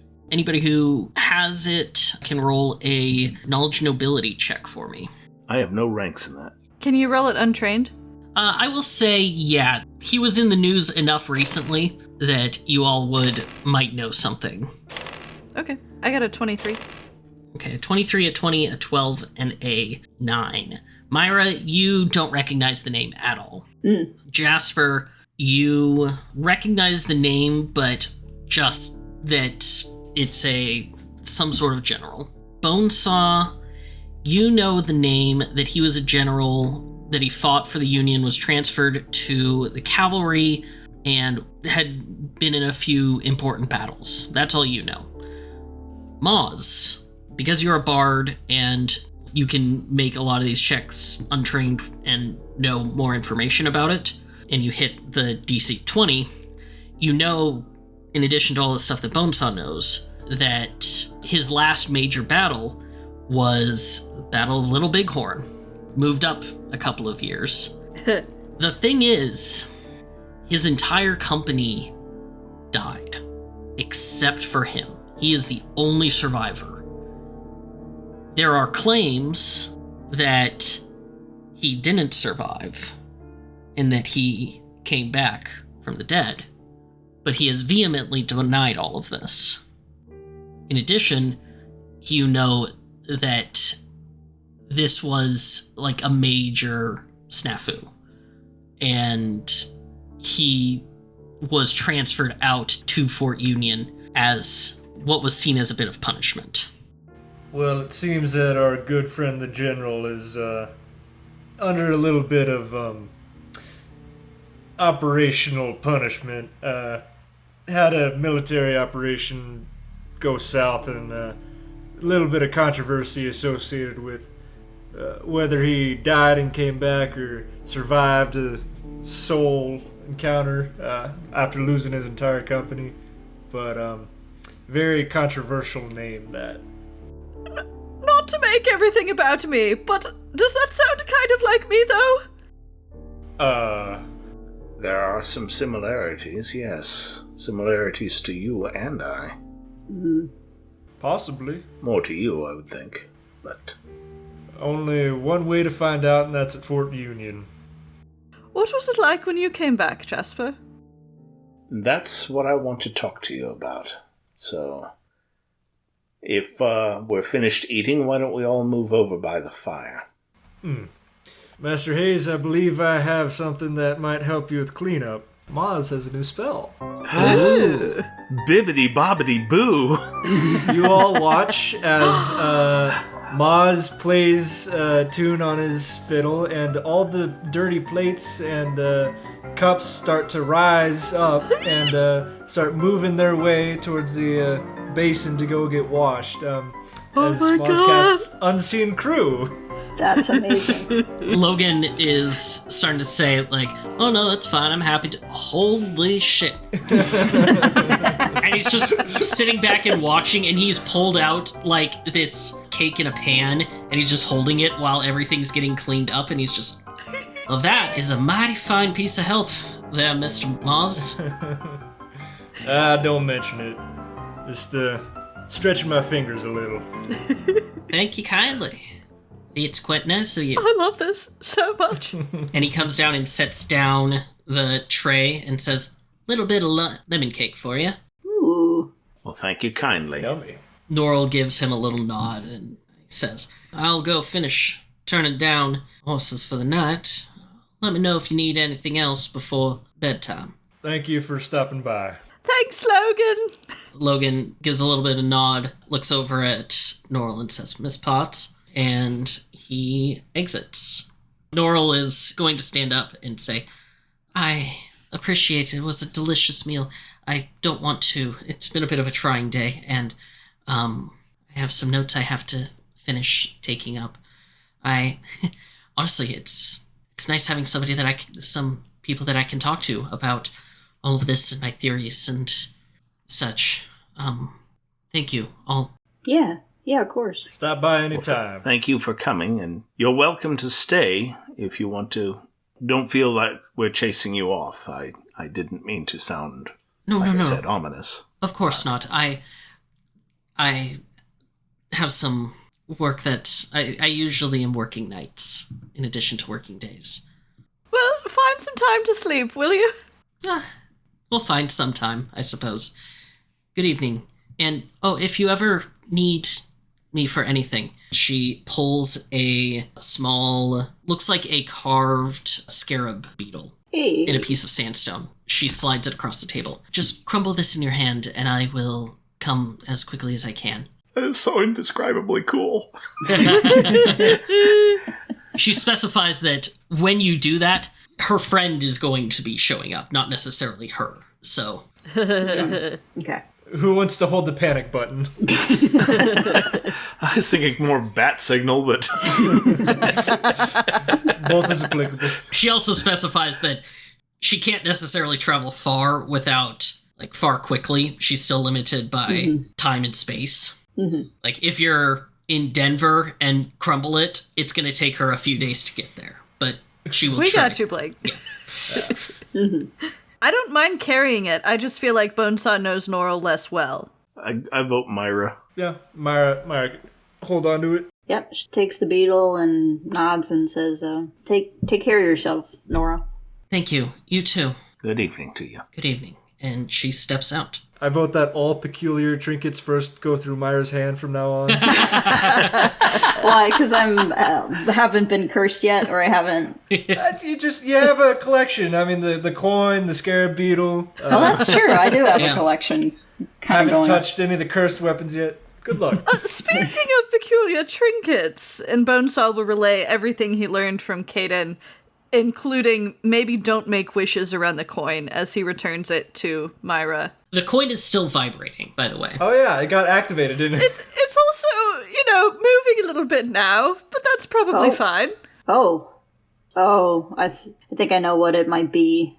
Leighton had me sign something, which apparently I was supposed to sign with Wilmington. So maybe this was the missing piece of the puzzle. Ah, interesting. She'll wait to contact West Glen after we've dealt with some other things. Bonesaw settles next to the fire, cross-legged, eagerly, like a child waiting for a story. All right. Jasper will sit up next to the fire. He lights a cigarette, and the combination of the uplighting from the fire and the cigarette kind of casts a glow upon him. And he says, well, to begin with, I was born in 1815 in Boston, Massachusetts, the son of a tavern keeper. And since as long as I can remember, I have been afraid of death. When my family succumbed to fever, and I was left alone, I blamed myself for many years, and I lost track of a great number of those years. I'm sorry to say that many of them passed by in a haze of alcohol. I worked a number of jobs until I came out west, searching for, as I've told you many times, a mythic plant that would provide, if not eternal life, just the return of life or prolongation of it. And I thought I had discovered it, and I was shot and left for dead. And as far as I know, I did die. And since then, my terror of death has increased. My body was discovered by an Apache, the one who taught me to speak Apache, as a matter of fact. To answer your earlier question, Bonesaw. He did not think that I was beyond recall. I had been out in the sun for days and had pretty much dried up. But he lit a fire, and he burned herbs, incenses, and the smoke from those incenses. I remember something felt like a fever dream. There were no trumpets, there was no heavenly choir, just a vast emptiness and confusion. But the smoke was something that I could follow. And as I followed the smoke, it resolved itself into a shape. And I followed the shape as it slowly became recognizable as a great white mare. I followed the mare, and the mare led me out of the mists, and I woke up in a cave next to Taklashim. I asked where the horse was, because it wasn't there. And at first he humored me, I think. I think he just felt he had done some healing magic. But when I looked about, and Jasper reaches into his pocket, I discovered this in my pocket. And it's a small stone that you've seen before at a distance, but as he holds it up to the firelight, where you can see it, you can see that it is made of quartz, and it is roughly in the shape of a horse. I've discovered this, and I've had it ever since. I was still afraid of death.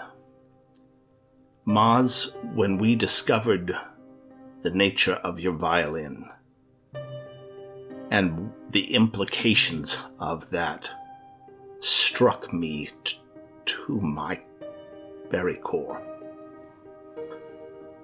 Because I knew that there was no choir that I encountered, no host willing to take me into a reward, but I knew that there were other forces beyond death.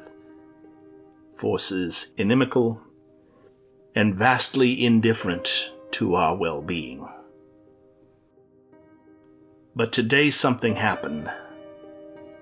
I don't know if I can really talk about that yet, but it was a sign to me that there are other forces out there. That there is something good that is beyond our current reach, but does look out for us, is comforting. And at this point he stands up and he begins walking toward the front door. And I think that it is something that any of us can achieve. I no longer fear death. I don't necessarily welcome it, but I'm not afraid of it anymore for the first time that I can remember. And at this, he tosses the little statue into the darkness, and you can hear the neighing of a horse, and there, shining in the firelight streaming from the door, the only thing you can see in the blackness of the night is this white horse. There will come a time when my adventures will come to an end. If you are there, and Smokey is not around, take the stone, toss it, she'll come. Put me on her back. She'll take me where I need to go. Good girl, Smokey. And that's really all I had to say. And I thank you kindly for listening to the tale. You might notice that sometimes I tend to shift between the past and the present. When I came out here, I just kind of adopted this as a new way of expressing myself and leaving the past behind. The past I didn't want to think about. I still don't know where I'm going, but I know it's somewhere good eventually. Thank you for listening.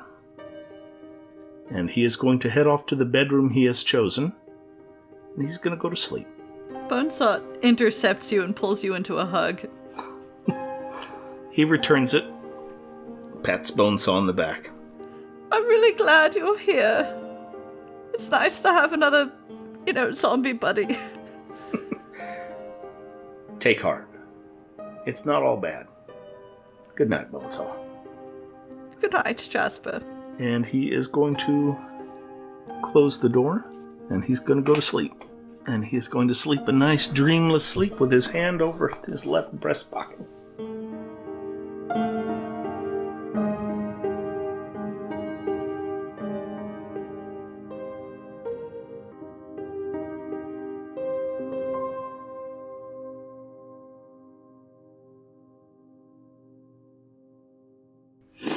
You made me cry twice tonight. God damn it, that was... Oh, fuck. So good. Moz ain't got nothing on Jasper with them heartstrings.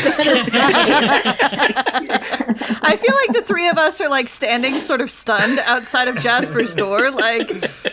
Well, shit. Well, I suppose I'll see you all in the morning. I think we're a bit overdue for some well-deserved rest. Night, y'all. Is it late, or is it like prime time to hit a shady bar? It's probably getting close to like 9 p.m. 9 p.m. Ah, shit. 9 to 10. Moz isn't lame. Well, if you need to rest, Moz, it's been a long so day. many spells that need to come back. I feel so naked. I've just got to nip out really quick and then back. Okay. Moz has already been day drinking for hours, okay? His head is swimming. I think Moz will head in for the night. In the nice master bedroom. I took the tiny coffin-shaped one.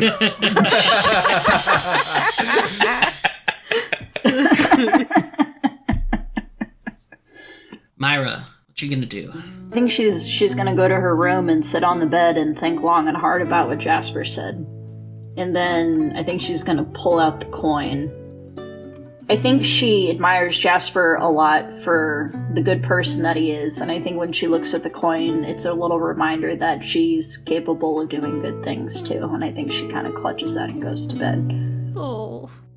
Alright. And then Bonesaw. Are you gonna go back into town? Saunter off. do it. Yeah, I hate to be that one person when everyone's going to bed, but I really do need to visit this shady bar real quick.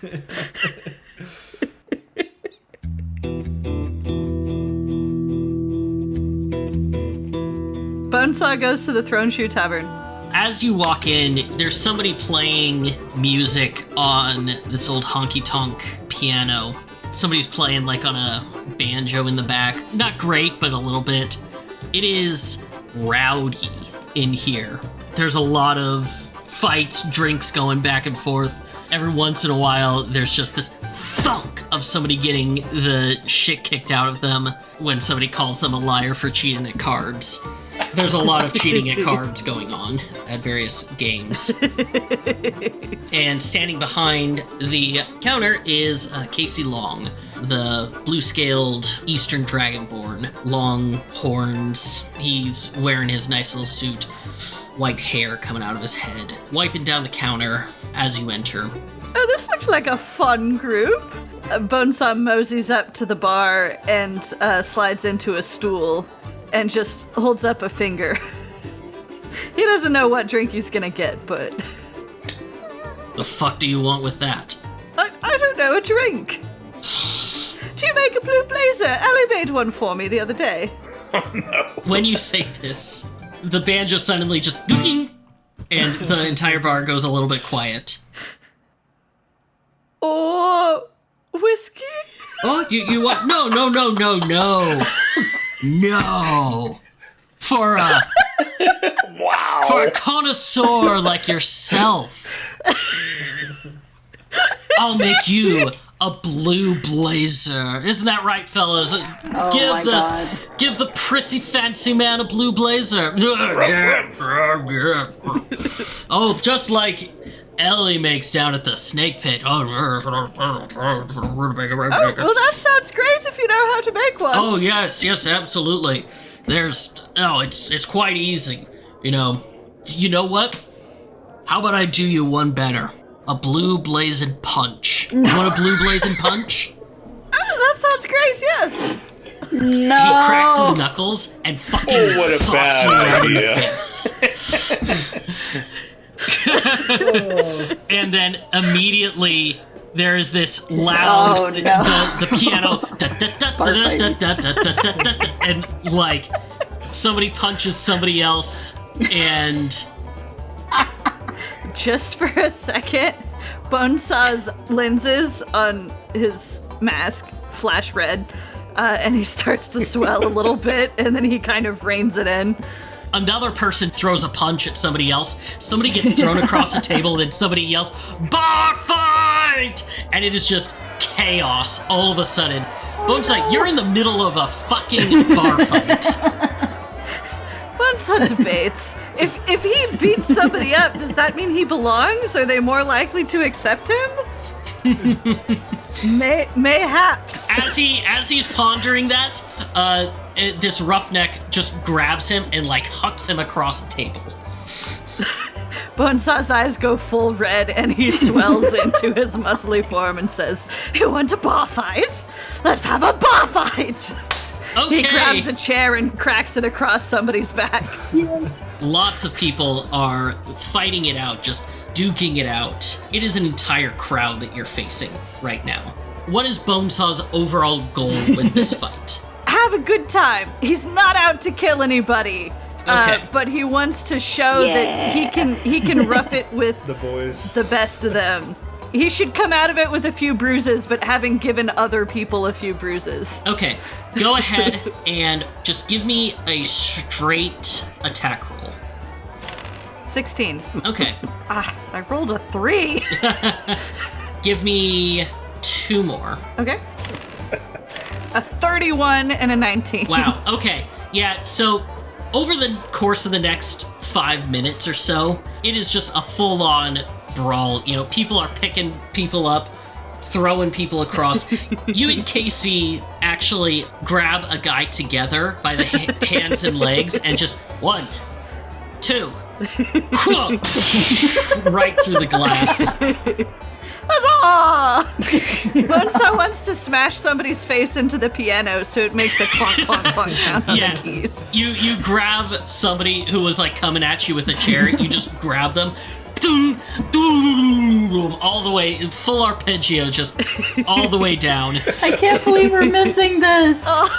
Sorry. No, it's okay. This is beautiful. What's the end game? Why is Bonesaw here? You see the glass in the window, like, repairs itself. It's clear that Casey has set up a thing that enough people get thrown through this window that he shelled out for, like, self-repairing glass. Sounds like a competitive sport. Wonderful.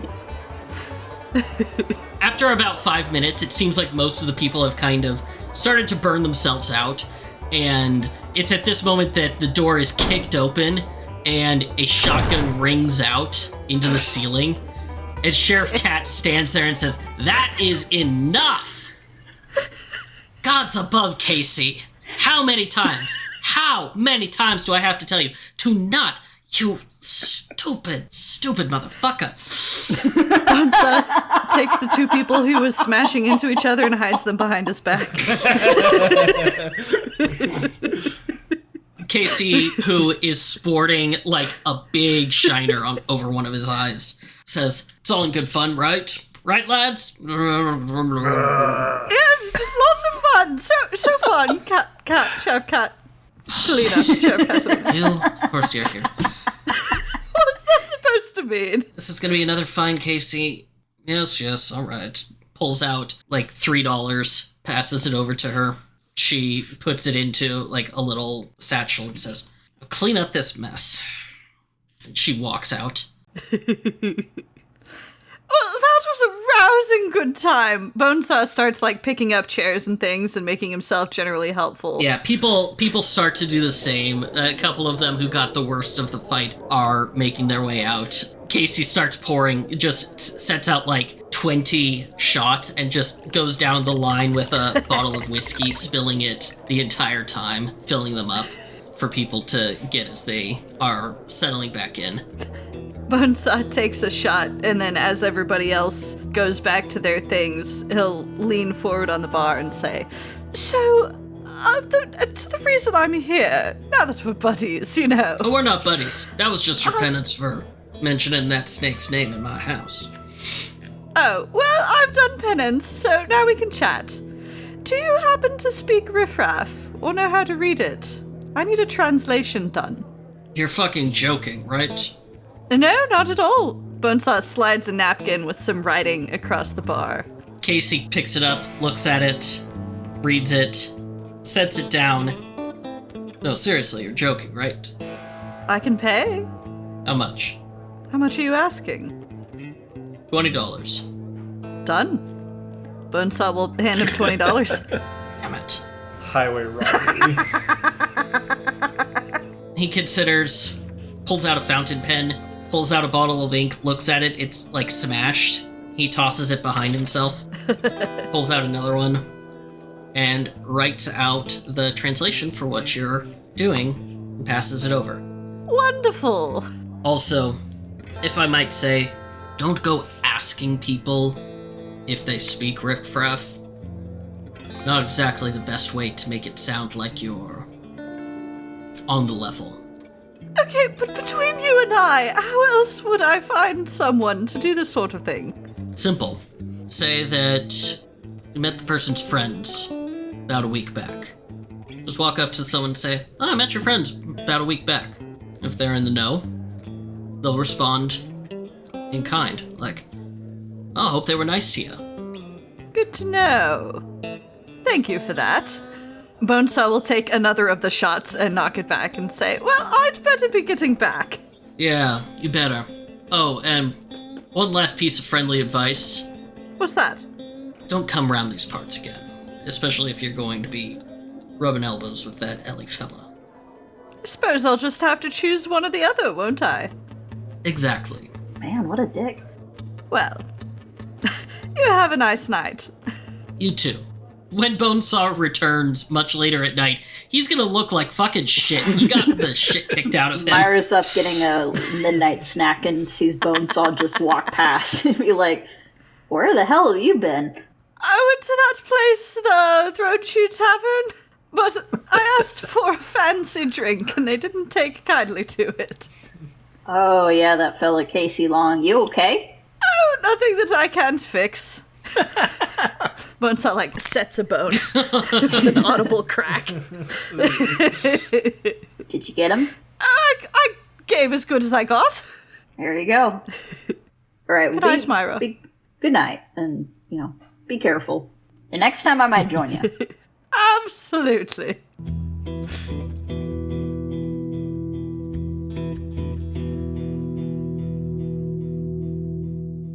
That night is a quiet one.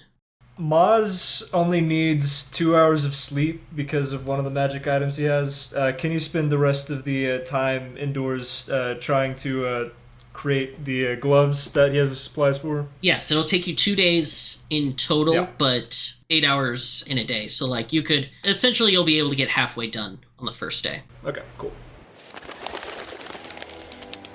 That next morning is a big day because it is the day that the train is coming back through town. Hey. And it is ready for y'all to go to Albuquerque.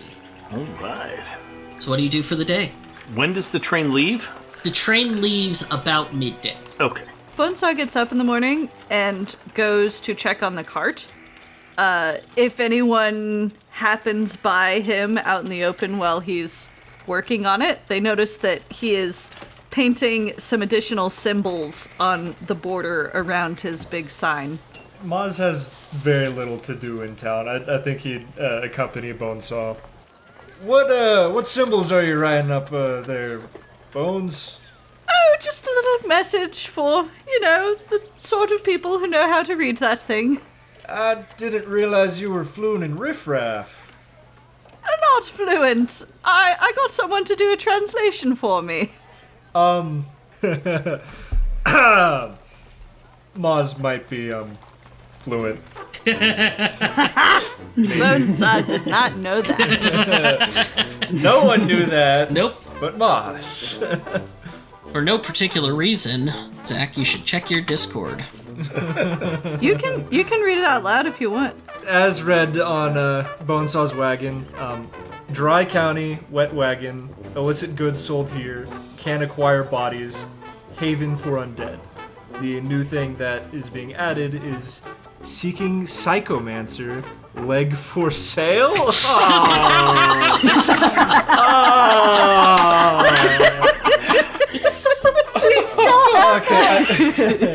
poor guy.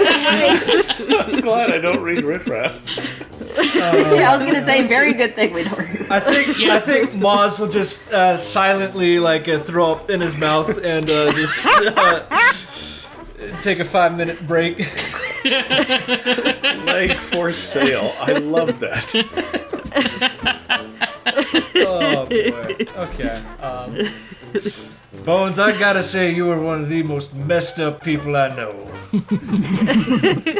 Oh, thank you, Moz. Anybody else doing anything before the train arrives? If my suit is ready, I'm going to get my suit, but I don't know if it'll be ready yet. Yeah, actually, your suit will have been finished. All right. Well, I'm going to also see if I can get a, not really traveling luggage, but like a bag I can put it into to keep it nice and neat and folded while it's in my backpack. Okay. Yeah, she's able to provide that as well. All right. And I've got a suit in my back pocket, and I'm just looking for a place to wear it. Rickety old train trip, ain't it?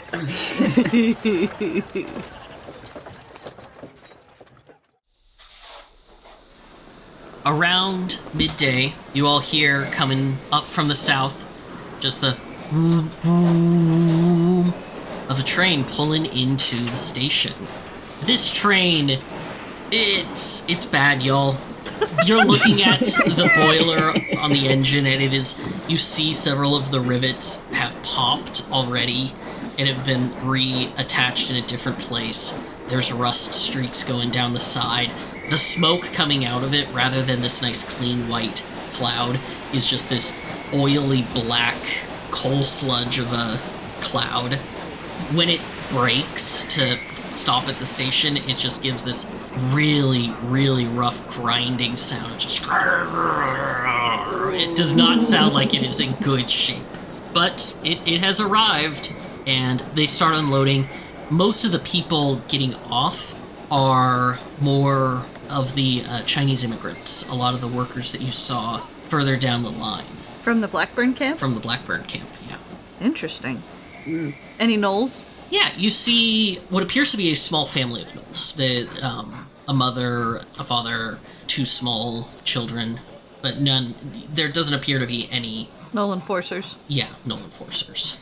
Well, who's in favor of taking the long way to Albuquerque after seeing the side of this here contraption? Oh, Moz, I'm sure it'll be fine. This thing's been through so much. How long is this trip? You check the board, and it appears to be about half a day's ride. You'd get in the evening in Albuquerque, and this is leaving at like 1 or 2. You'd get in around 4 or 5, so it's a quick, 3-hour jaunt. It would be the better part of a day's travel by wagon. Well, what's life without a bit of adventure? Let's get your wagon loaded up there, Bonesaw. Right on. Bonesaw furls the sign back up. You all meet the station master. Oh no, I don't like this guy already. Cornelius Terrell, this older gentleman with some half spectacles, balding on the top, very severe look, his face kind of always pulled down in this low frown. He barely says a word to you as he sells you the tickets and gives Bonesaw what he needs to load up the wagon. How much are the tickets? Tickets are $1 each, with the exception of Bonesaw, which, including his cargo, is going to be $10 each. That includes the cargo for both the automaton fort and your wagon. Are y'all bringing your horses? I will cast my spell to put Smokey back in my pocket. Okie doke. It's only 50 cents to bring the horse. Extra 50 cents. Oh, okay. Yeah, sure. Yeah, absolutely. She'll bring along her horse. I guess Moz is saving some pocket change then. All right. You see the conductor, a stout male dwarf, deep tanned skin, speaks with a slight Mexican accent. Come aboard. On aboard. Time to head off to Albuquerque. All right, Bones, I hope you didn't wash your wagon before you put it up on that there train, because it is going to be covered with soot by the time we get to Albuquerque. No, I was just updating the sign. All right, but I don't know what kind of business you're going to get with that kind of gobbledygook chicken scratch on it. Best you don't know there, Jasper. Jasper considers the source of that sentence and says, you're probably right. I will say in this case that ignorance is bliss. You all load in. The train car itself is very Spartan. It is basically just small benches with no padding. It's just wooden slat benches. Several different families on board traveling north. You do see one person who appears to be like an engineer. They have their goggles up on their head and this just big overcoat that they're wearing, taking notes in a magazine. Or not in a magazine, in a journal. And you wait for about 5 to 10 minutes, and with a sudden lurch, just the train gives a couple of blows of its whistle as it starts to pull out of the station. Everybody give me a perception check. 19. 29. I got a 29 for perception. All right, so Jasper and Myra, Bonesaw, you don't catch this. As the train is just starting to pull out of the station, you see a familiar face running for the train and running fast and determined. Ranger Rick, gun slung across his back, couple of pistols at his side, is running for the train, and he jumps on board. Myra gets up and goes to help him on board. Although he doesn't seem to need any help with that. He slams the door open as Myra is starting to come forward. Says, Myra Sting, I've been looking for you. Yeah, what? You and me, we gotta have a talk about a Revenant I heard about. And he starts stalking forward towards you. Dust and Blood is a Rolling Path production featuring Corinne Hill as Myra Sting, Blake Alfson as our GM, Zach Parker as Moz Copernicus Pryor, Keith Curtis as Jasper Graves, and myself, Gail Parker as Bonesaw. Our theme song is Dust and Blood by Arne Parrott, and other music throughout this recording is provided by Kevin Macleod, Tabletop Audio, Dark Fantasy Studios, and the Desperados 3 original game soundtrack by Filippo Beck Peccoz. Transcripts, detailed sound credits, and more can be found on our website at DustAndBloodPod.com. You can follow us on X and Facebook at DustAndBloodPod, or support us through our Patreon at Dust and Blood, where you can join our community Discord and get perks like our behind-the-scenes discussion show, The Roundup. We're so grateful for the support of our fans, people like Wubbatub, Saru, Barbara, and 50 Sloths of Grey. Dust and Blood releases monthly on the 1st, and our next episode is coming at you on June 1st. Content warnings can be found in every episode description, and we hope you enjoy exploring this fantasy western with us. Thanks for listening. My eyes shoot open to the early morning sun. I feel that aching, pounding, poking of a bullet in my lungs. Skinny ceiling, bones crunching. I feel that wretched ancient something drag me up to face that coward son of a gun. His face grows wide as he fumbles for his holster. I feel the lead pierce my shoulder, neck, and chest. I scream that I have died 100 times and lived 1,000 years, and I'll be damned if a boy like you's gonna be the best. Yes, I'll be damned if a boy like you's gonna be the best. Yeah, my new keyboard is a little clacky. Oh. I apologize, Gail. Don't type and speak at the same time. I will do my best. As a matter of fact, just be completely silent. Don't speak at all. I can do that. Yep, I can do that. No talking whatsoever. Yeah, Just to avoid typing. noise in the recording, avoid making noise in the recording.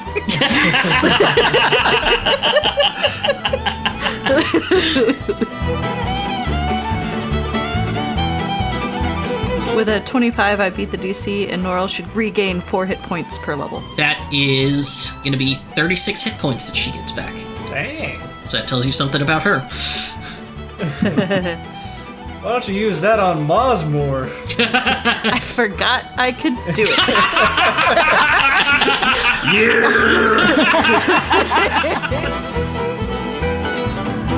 it. Do I recognize the childlike scroll? You do. Whose is it? It is a name that you've been reminded of recently, that you were reminded of when you saw Carrie. Okay. Have you forgotten the name, Blake? Or are you just not telling us? I've forgotten the name. I get Petunia and Albert, Emma, Edward, and little Clara. It was Emma. I think Emma was the one that you said reminded. Okay, that would yeah. yes, and that would be the eldest. Yeah.